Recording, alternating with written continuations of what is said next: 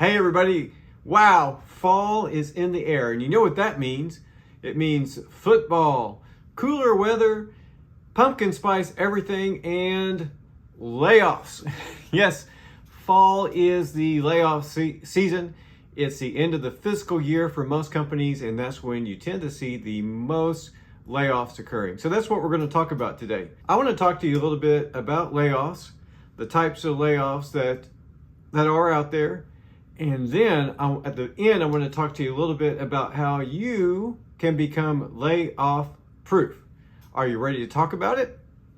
Well, let's do it. Hey everybody, it's David from David in Progress, where we talk about financial independence, retiring early, and living your best life now. And I want to thank you for watching my videos, for being a subscriber, and especially for leaving those comments. It really makes a big difference, and I just thank you so very much. So why talk layoffs? Well, first, let me tell you a little bit about me and my experience with layoffs, so you'll know why would you want to listen to me on this topic.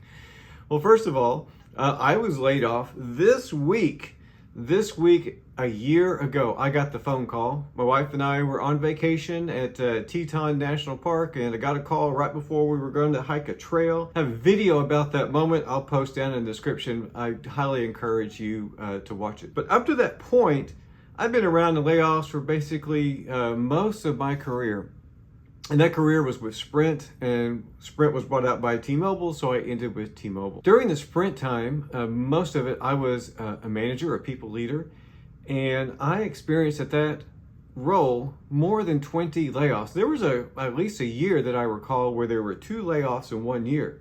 So as a manager, I experienced it as someone who was always on the cutting board, so to speak, that I could potentially be laid off. But then I also had to unfortunately make those very difficult decisions to select who on the teams that reported to me would be chosen to be laid off. Later in my last 3 years after the merger with T-Mobile, I moved over to HR, did a career pivot. And in my role in HR, I worked to help lay off people. You know, as happens after mergers, there are always a lot of layoffs. I also have a senior level certification in HR.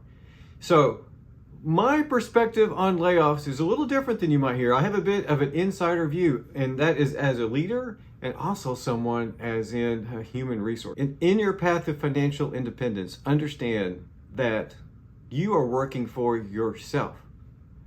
You want to set yourself up as the CEO of your life. You're not working for company ABC. Company ABC is working for you because they are helping you achieve your goals. And part of that is to have the realization that all work is transactional. You can forget that crap of work as a family. That is not true at all.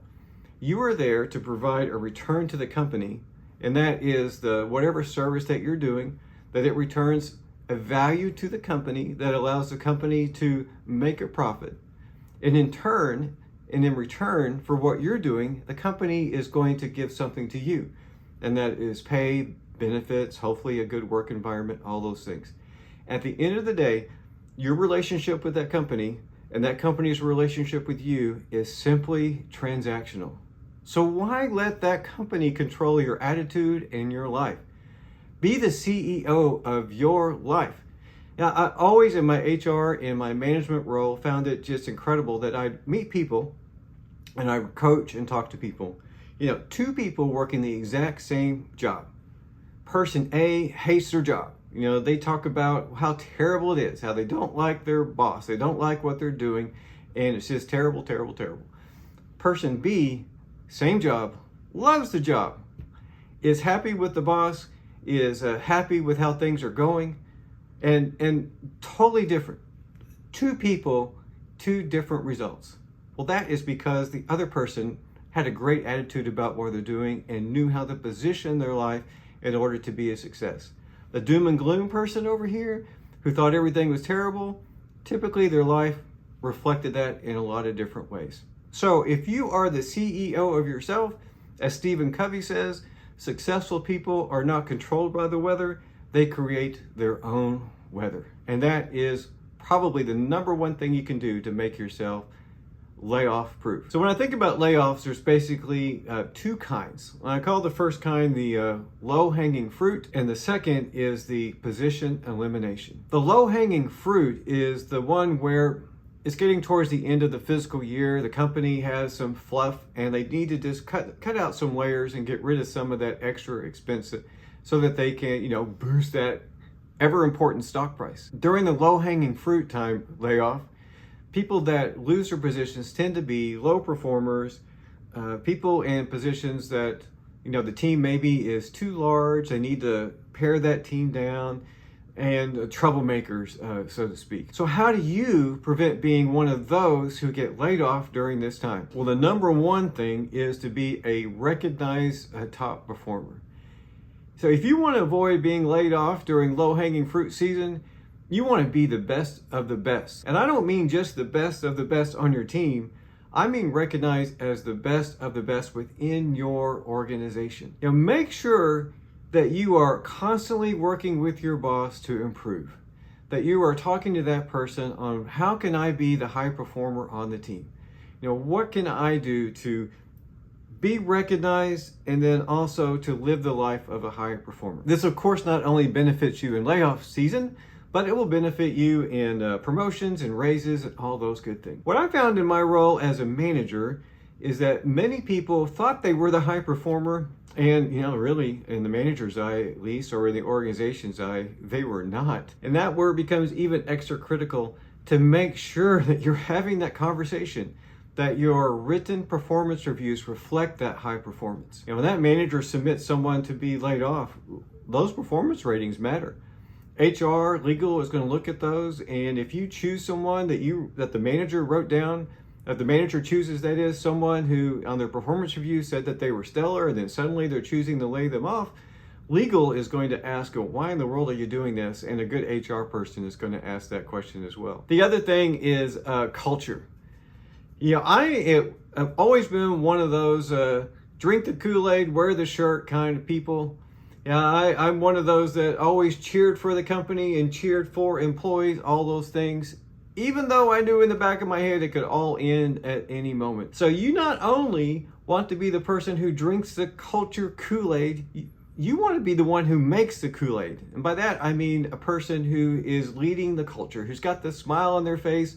They're always positive. They're out there helping everyone else love the company even more. And that will help your brand, your personal brand, and your reputation. Imagine a meeting taking place and they're getting ready to lay people off, and your name comes up, and suddenly people are like, oh man, I love that David in Progress. There's no way we're going to lay off that dude. He helped lead the culture of the company. He's done this, this, and this. And you'll have more people get on your side to make sure that you're not one of those that are chosen. So if you want to avoid the low-hanging fruit, number one, be a top performer. Number two, have that personal brand as someone who's totally bought into the culture and everyone knows, absolutely loves the company. Now, the second type of layoff is the position elimination. And that one is even, that's the most difficult. In the case of a position elimination, like in my particular case, entire team is let go. It doesn't matter how good of a performer you were, how many of the t-shirts that you wore, all the great things that you did, it really means nothing. Your team is just simply gone. So what in the world do you do to position yourself better in the case of your just entire team being eliminated? Well, in those cases, I recommend that you have very deep relationships outside of your department. And by this, I mean, and you can do this over years, so think about volunteering for projects on other teams. You're building relationships with managers in other departments. Maybe your position is being eliminated, but sometimes positions in other departments can be expanding at the same time. So if you have built that relationship somewhere else, this is where you get on the phone, you talk through your network, and perhaps you land on your feet with even a promotion within your organization someplace else. The other thing is that you want to always be growing. Call that Kaizen, continuous improvement. Don't just get your job and stay, in that position. You want to always be improving in that position. Make sure that you are always striving to get better at your job, but also continuously improving yourself. And one way to do this is through your education. If you're in the position and you don't have a degree in that particular field, go out and get it. Most of the larger companies have tuition reimbursement programs. There is nothing keeping you from going back to school. Man, with everything online, why not go ahead and get that degree? Many years ago, I decided I would like to get a promotion. So one of the things that I did was I got my master's degree. Years later, I was positioning myself to think about, well, what happens once I'm financially independent? I might want to do a career pivot. I went and got a senior level certification in HR, and that's part of how I was able to move into the HR position. So don't just think about where you are now. You have to always think about where you want to be in the future and make moves in order to position yourself to be ready for whatever that future might look like. Another thing, and I kind of mentioned it, is to maximize every possible benefit.